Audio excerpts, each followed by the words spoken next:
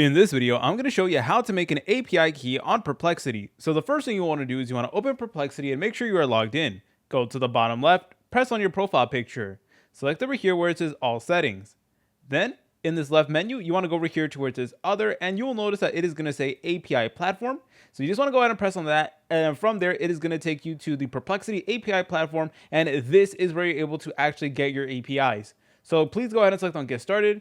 You want to provide a project name and a billing country and a billing zip code. Unfortunately, you will need to go ahead and pay for this. I'm going to be transparent about that. So I'm going to input this information and then proceed to the next screen. All right, now when you actually first join the API platform, they're going to actually give you like a little bit of a thank you and give you a one-time promotional credit to your API group. So there you go. That's absolute. So there you go. That's good to see. You want to press on continue, and then you're able to go ahead and actually add credits from here.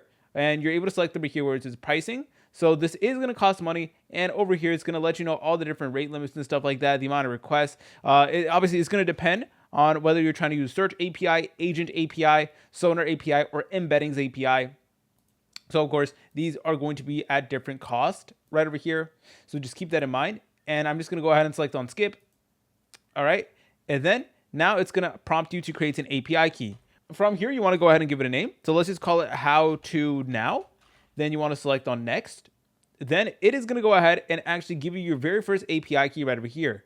But that is the only time you're going to see the key. Make sure to save it somewhere safe because you're not going to be able to see it again. So you just want to go ahead and copy it and then put it in a safe location. And over here, you guys are able to get more of this information. So again, keep that in mind. Make sure that this is safe. Then once you're done with that, go ahead and press on finish. You have just now created your API key. And then from there, you should be good to go.